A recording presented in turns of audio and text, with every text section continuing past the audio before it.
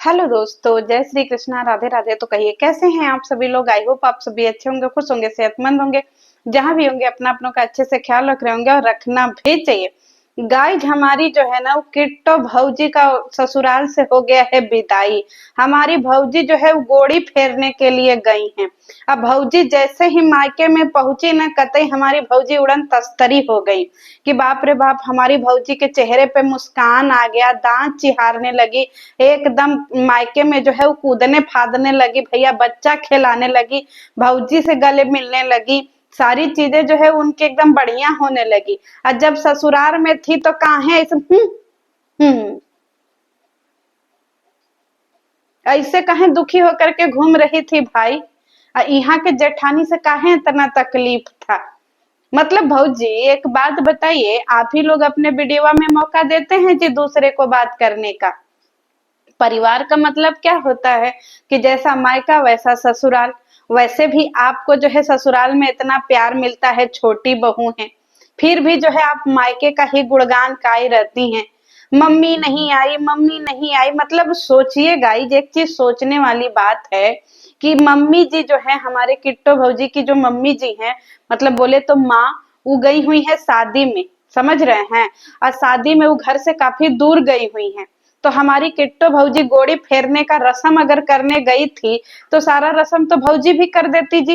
गोड़ी फेरने का मतलब क्या होता है कि मायके में गए, वहां खाया पिया और फिर इसके बाद वहां से विदाई हो जाती है, घर चले आते हैं। तो भौजाई लोग भी विदाई करती हैं। लेकिन हमारी किट्टो भौजी को जो है वो चाहिए था माँ, कि नहीं माँ आएंगे तो हम उनके साथ 10 ठो रोने वाला रील्स बनाएंगे, वीडियो बनाएंगे, सब कुछ करेंगे। और दूसरी तरफ एक बात बताइए भौजी, कि माँ के लिए तो इतना बेचैनी छाया हुआ था। जो माँ शादी में गई है, अभी हिस्ट पुष्ट है, उस माँ के लिए आपका कलेजा इतना पिघल रहा है। और जो माँ आपकी सासू अम्मा घर में ऐसे ही रो रही हैं, गा रही हैं, उनको देख करके तो आप आपका मुंह बन जाता ऐसे करके घूमती रहती हैं जी। उस सास के लिए तो इतना बेचैनी नहीं दिखता है हमको। मतलब सास सास का बेटा आपको प्रिय है, सास का बेटा आपको प्यारा है, सास के बेटे से आपको प्यार है, लेकिन सास से आपको प्यार नहीं है। मतलब समझ में नहीं आया कि अभी आपकी ज्यादा रिस्पॉन्सिबिलिटी अपने सास के लिए होनी चाहिए कि मम्मी के लिए। और मम्मी जी भी अजीब हैं। मतलब मम्मी जी भी गरीबी में आटा ही गील करने वाली औरत हैं। मतलब सोचिए, उतना दूर से रिजर्व गाड़ी करके आई हैं।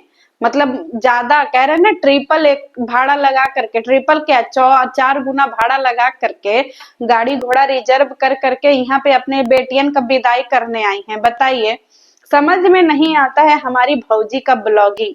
और दूसरी तरफ हमारी भौजी का आव भगत। ऐसा लग रहा है भौजी जैसे ब्याहे के बाद पहली बार आप पग फेरा के लिए मायके गई हैं, कि आपको खाने के लिए कतई इतना सारा मटेरियल चाहिए कि भैया इतने सारे वैरायटी का खाना ले आकर के नाश्ता पानी दो।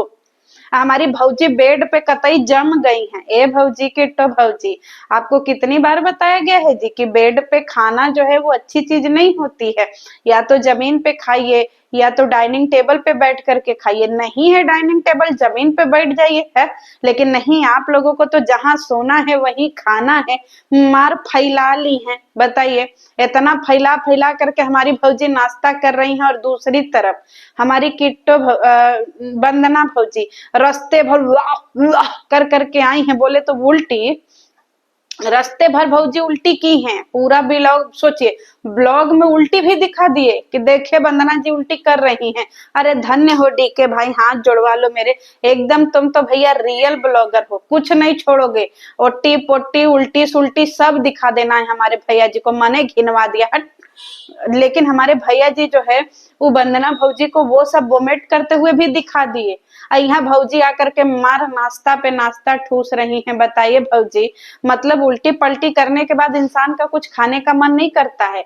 आदमी का मन करता है कि भाई चलो नींबू पानी पी ले, सिकंजी पी ले, थोड़ा पेट को रेस्ट दें।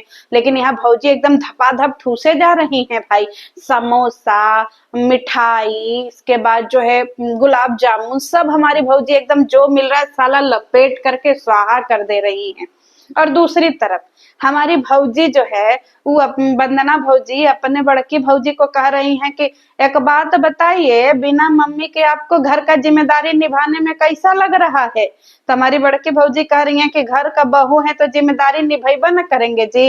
एकदम सटीक जवाब दी है बिन्नी भाभी, बिल्कुल सही जवाब दिए हैं। ए वंदना भौजी एकदम गजबे औरत है भाई, सास के बाद पतोहे ना घर का जिम्मेदारी निभाती हैं जी।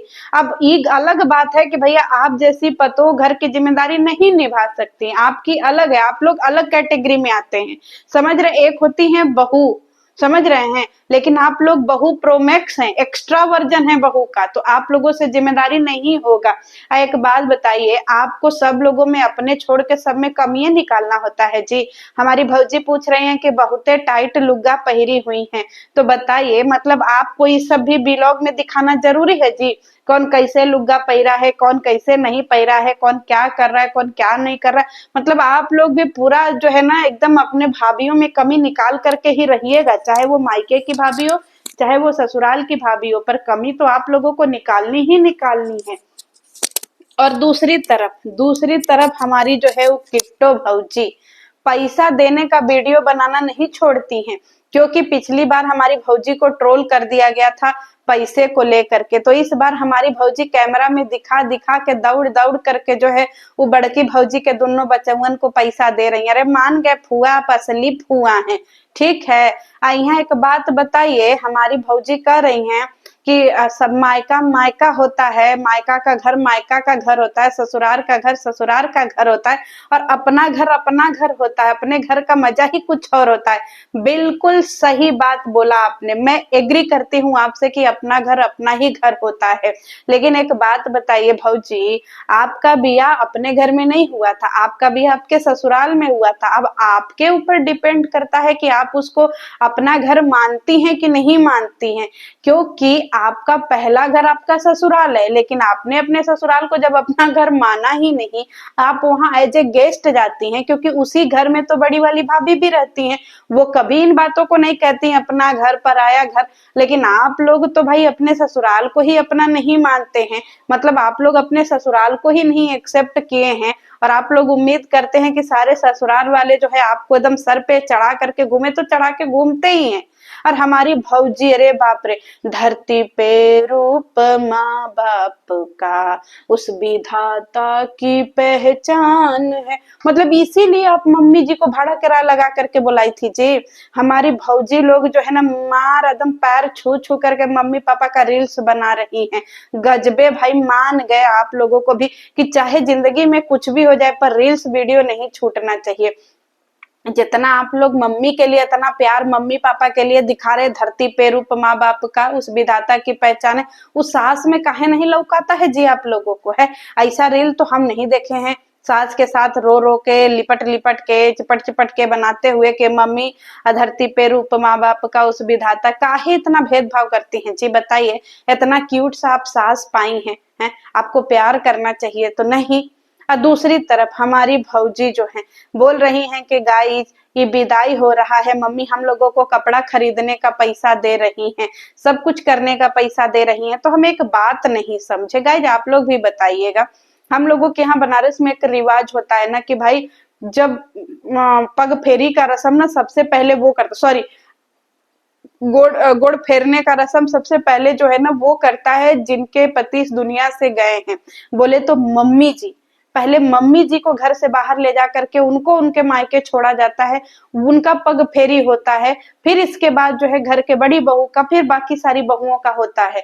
लेकिन इनके घर में बहुओं का ही पग फेरी हो गया, सॉरी गुड़ फेरा हो गया, मतलब उल्टे ही रीति रिवाज। और वो भी गुड़ फेरा में लोग नया नया लुग्गा पहन करके चल दिए, वाह भाई वाह।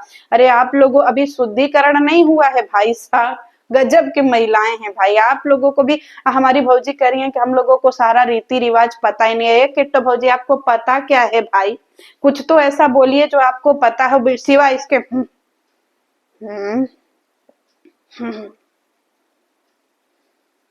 आपका तो आप भैया इसके अलावा अगर आपको कुछ पता हो तो आप बस सिर्फ दुखी हो सकते हैं, इसके अलावा आपको क्या पता है?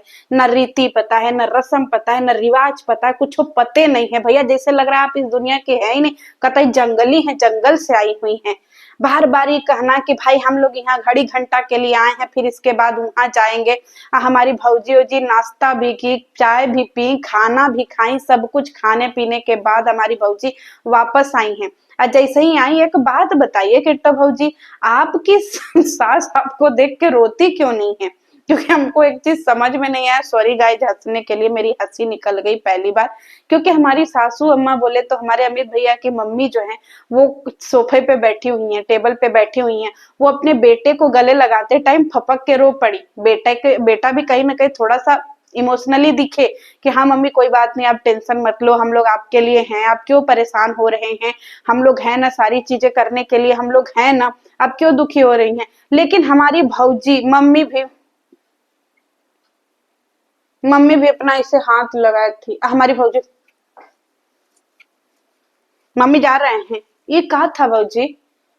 और दूसरी तरफ हमारी वंदना भौजी तो मान लीजिए चलिए ठीक है, थोड़ा हंसमुख है, तो मम्मी जी से अपना थोड़ा बोल ली, जाते जाते फॉर्मेलिटी कर ली कि मम्मी जी हम जा रहे हैं जी, तो मम्मी जी का थोड़ा रोना निकल गया।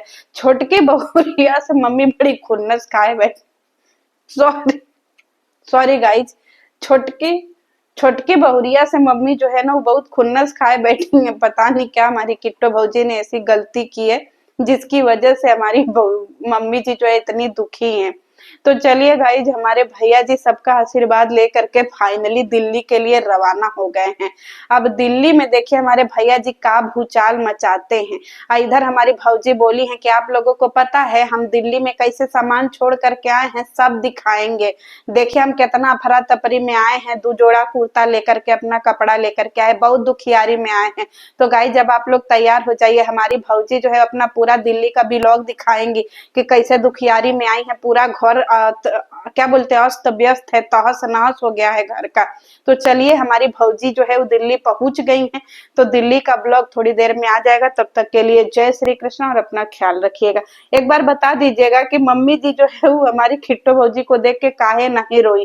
किट्टो भौजी को देख करके हमारी मम्मी ऐसे बैठी थी, और जैसे अमित भैया को देखी वो फपक के रो पड़ी। जरा जवाब दे दीजिएगा। जय श्री कृष्ण।